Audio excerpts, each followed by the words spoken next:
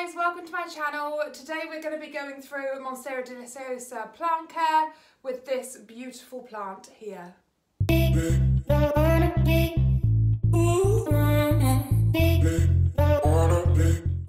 then guys, so I got my MONSTERA DELICIOSA out this morning from the area that it's normally stored in, and noticed that the roots were coming out the bottom. Now I'm not going to attempt to show you because obviously I don't want all the soil to tip out. But yeah, so basically I picked it up to have a little bit of a look at it, ready to film, and noticed the roots coming out the bottom. So I had to quickly rush out and get some soil and get a bigger pot as well, because I actually didn't have one at the time. Leave that alone please.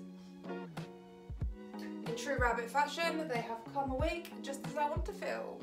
So yeah, so I've got a nice big pot for it to go into. It's currently in a 21-inch pot, and we're going to be potting it up to a 24-inch pot.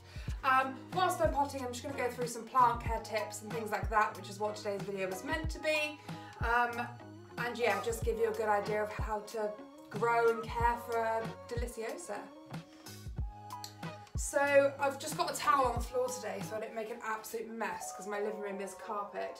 So I'm just going to try and get this out. Now, Monsteras are quite big and really difficult to actually repot. And as you can see, I've got mine on a, I don't know if you can see there actually, just there. I've got mine on a moss pole.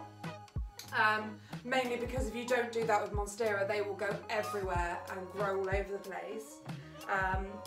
So yeah, that's quite an important thing for me. I didn't want it to take over the living room. I've got a lot of plants as it is, so I didn't really want to add that to my mess. Now, bear with me a moment while I get this out of the pot, and I'll see you again shortly.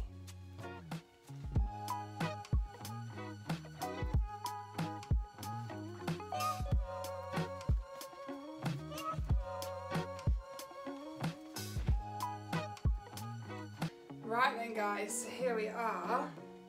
Now I'm just going to bring this closer to show you the roots there and at the bottom here. Now that was so tight in there. It's nice and packed up.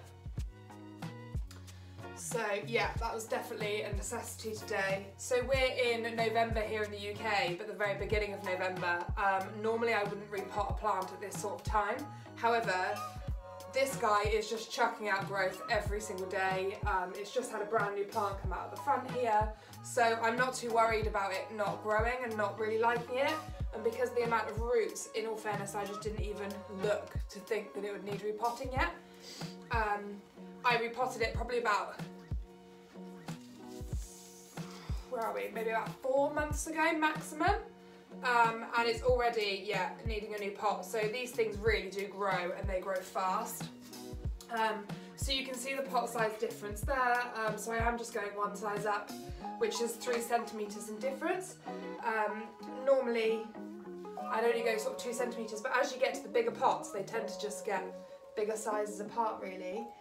I'm just going to try and break up some of this soil. Now, I'm not going to try and replace all of this soil today because it's been growing really well in this soil. I can't actually remember what soil I used last time, but this time round I've bought they didn't have the soil that I normally use, so I'm trying this one. It's a Mediterranean and citrus Miracle Grow special plant mix.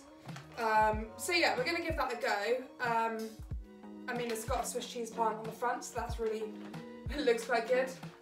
But yeah, I've had a little read at the back, and it seems like it's quite a good bet for this one. The mix that I've done is, it feels like it's got a lot of bark and things in it as well, which is really good. Monstera like lots of drainage, so that's really handy. And I have just mixed a little bit of perlite through, but not a lot, because I don't want it to hold on to too much moisture. But the perlite can also help with a little bit of drainage there.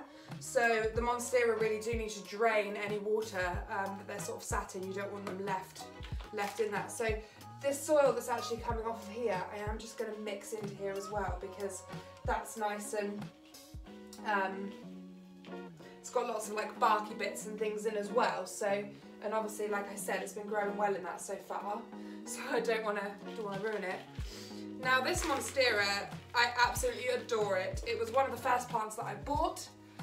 I've had it for probably about a year now, and when I bought it, it was £20, and it was like a third, if not smaller, the size than what it is now. I've literally got probably about 6 new leaves off of it from when I bought it, which is just incredible. Yeah, really, really good. Really, really happy with how it's grown. So yeah, definitely a good plant to buy. It is one of my favourite plants. I know it's a very popular plant, but there's a reason why these plants are popular sometimes. Now, on my one here, I have got sort of, if you look there, half of it is going towards one direction and the other half's going the other direction. So that's where I've been rotating it at my window.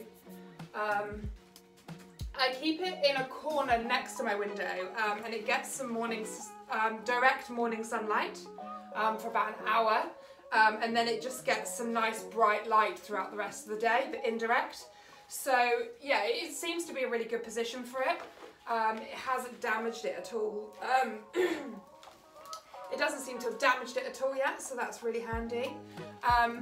Now, the damage that has occurred on it, I've got one leaf, if you can see very well, but there's one leaf here that I actually accidentally got caught in my Hoover.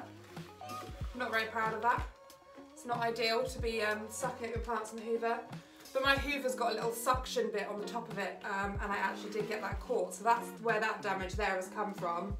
And then I have got another leaf as well that actually touched the corner of the lamp that was next to it when it was turned on, so that did burn a little bit of the leaf slightly.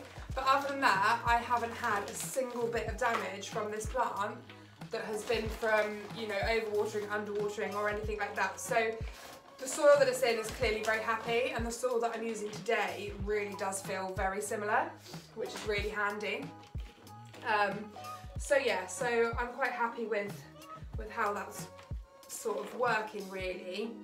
So Monstera can live in lots of different light sources really. I tend to keep mine in a brighter light because I don't want all of the big long aerial roots growing everywhere, which can happen if it's searching for light. So if you find that you've got really big long aerial roots on your plant, then you'll probably find that is why. I will do a close-up, I'll insert that here, of the aerial roots on my plant, so you can see that they are quite short, and it's because it gets enough sunlight.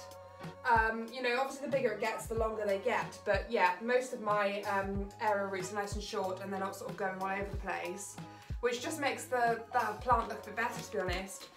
Sometimes when there's not enough light as well, you can find that the leaves start to go a darker green, and they also start to curl up a little bit more, and it just looks a little bit sad, to be honest.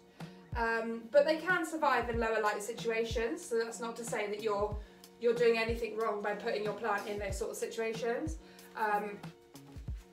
You know, sometimes we just want these plants, and you kind of have to just go with what you can find. But ideally, yeah, sort of an indirect bright light most of the time is perfect.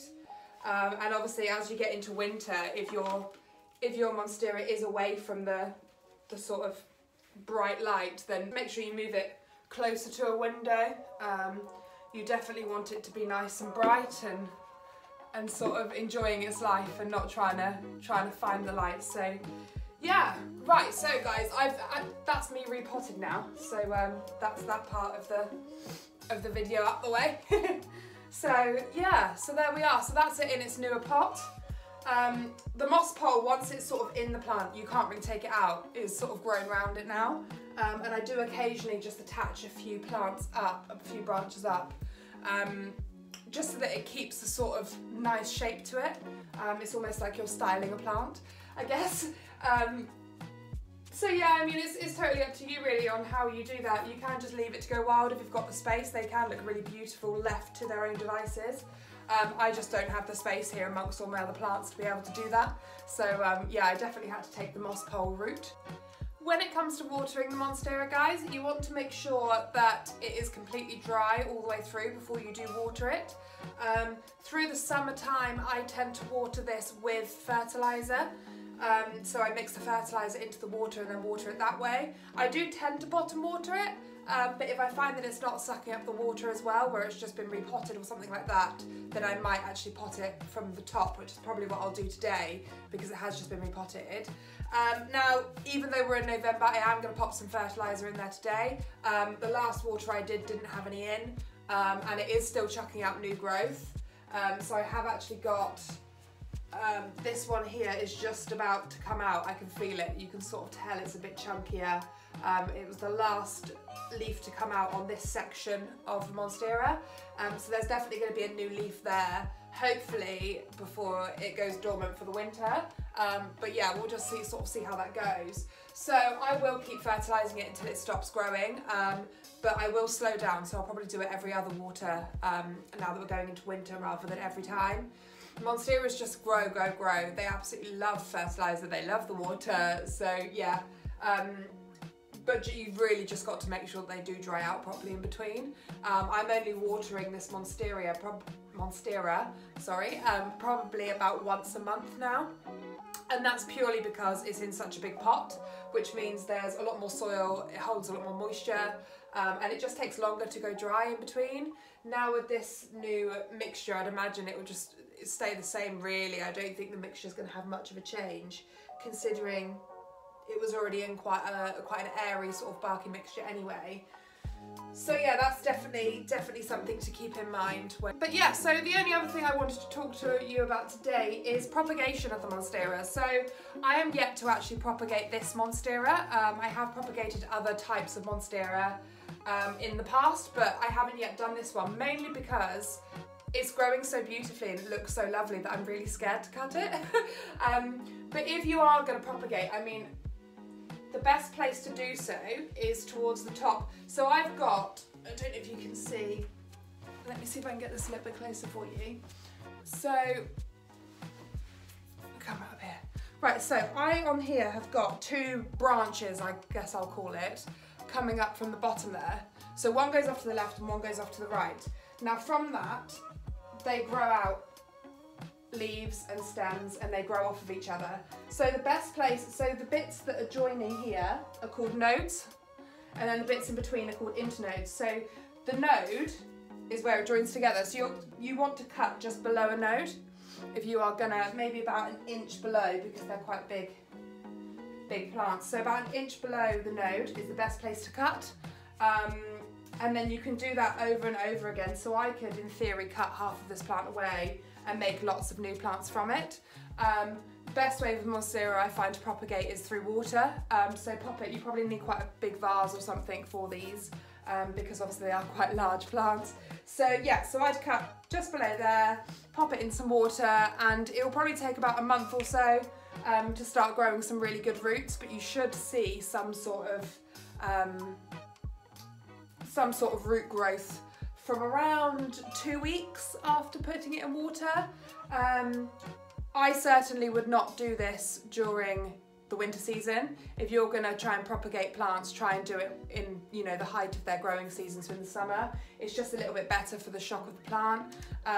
If a plant goes into shock, then it will stunt the growth and it will stop growing, which in the winter time can be, you know, bad enough with that anyway, because they're not getting enough sunlight, let alone obviously trying to cut it apart as well.